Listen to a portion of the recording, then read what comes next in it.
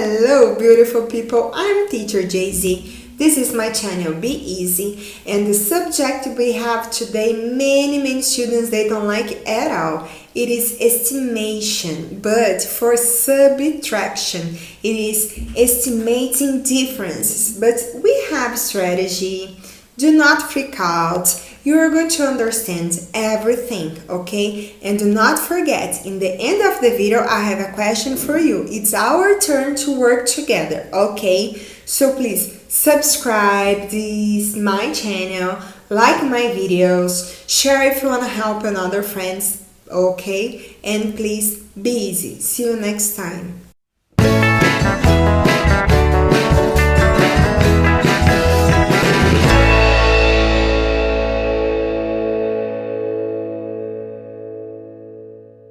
Hello guys, how are you today? Great? Oh, good to know. So today we are going to talk about lesson 8, estimating differences. So differences, when we are talking about math, do you know where or how we can find it? If you said that is the answer from a subtraction fact or sentence, you're right, okay? So just pretend I have 10 here minus 7. The difference about 10 minus 7, it is 3. So if I say the difference is the final result here from a subtraction, it is right, okay?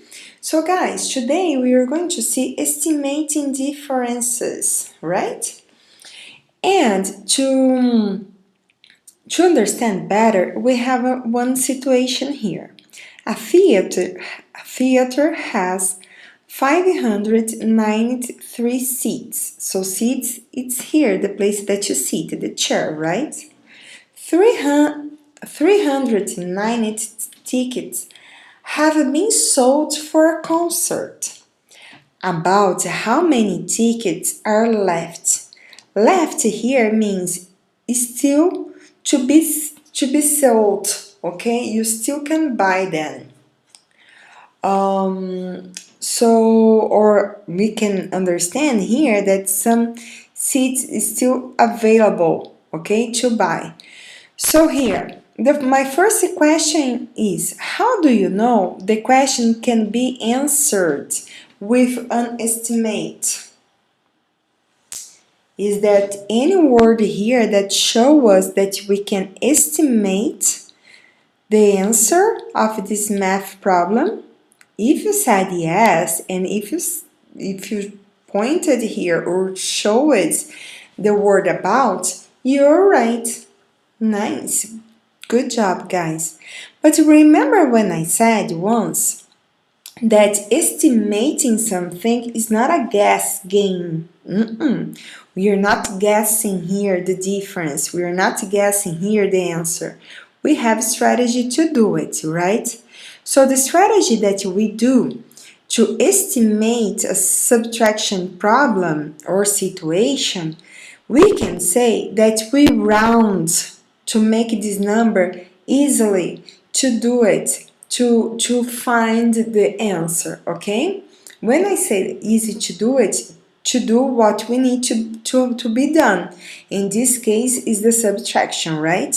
So here I have the number of the seats, right?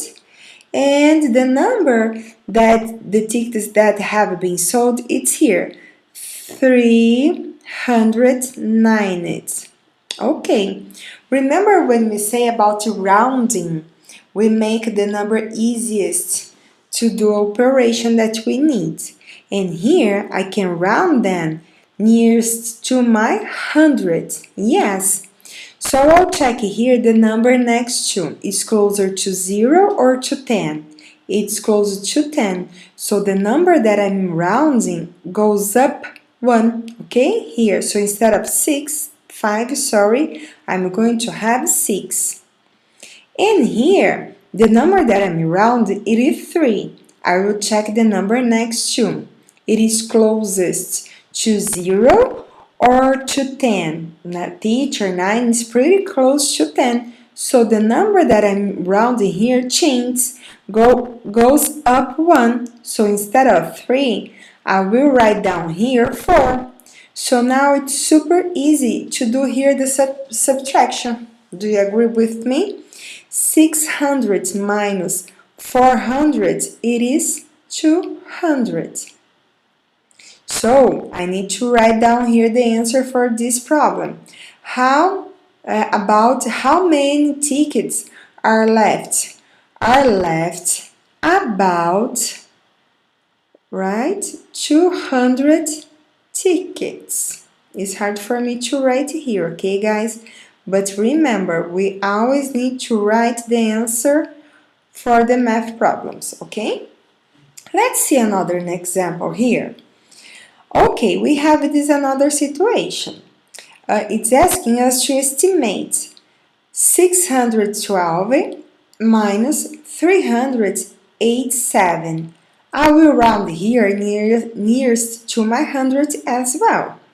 I will round here 6. The number next to it's 1. It's closer to 0 or to 10. It's closer to 0. So I do not change the number that I'm working with. Oopsies, right? So I will keep here,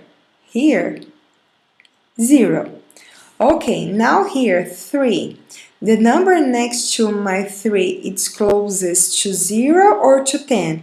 It's closest to 10 because here it's almost 10, okay?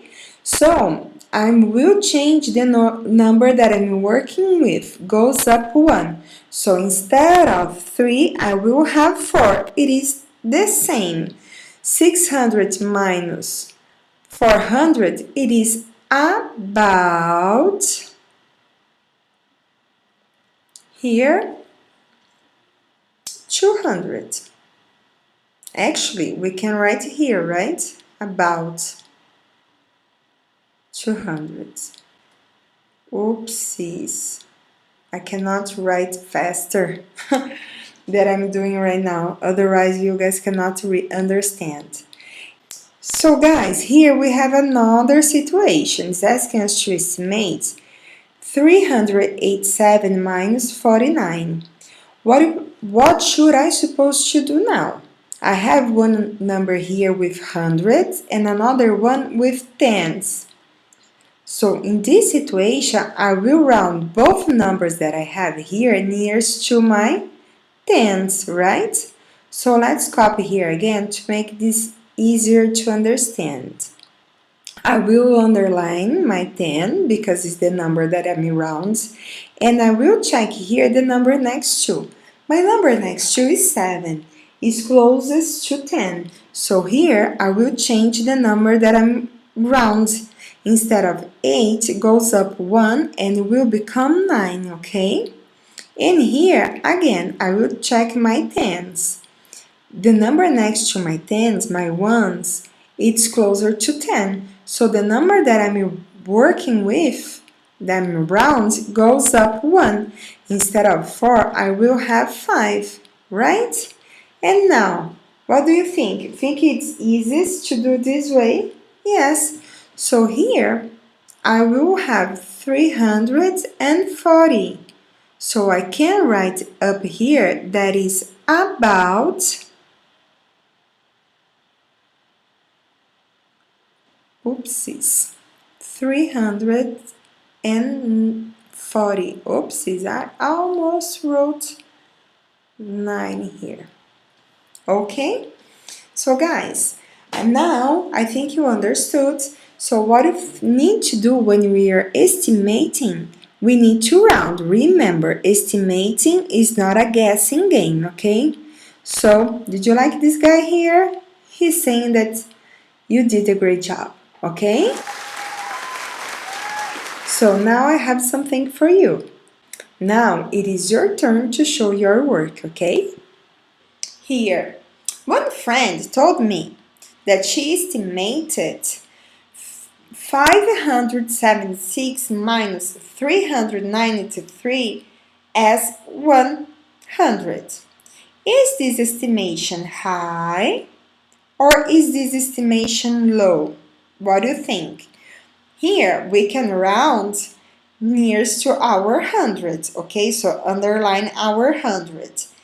Circle the number next to. It's closer to 10 or close to 0? It's closer to 10. So we move the number we are working with up to 1. So 600 minus, let's round this. We are round the hundreds. Circle the number next to it's 9.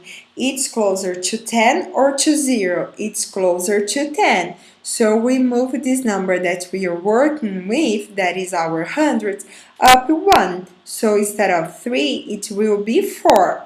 So guys, 600 minus 400, it's equal to 100. So do you think this estimation was high or low? It is low, okay? So that's all that you have for today. If you have any question, please let me know.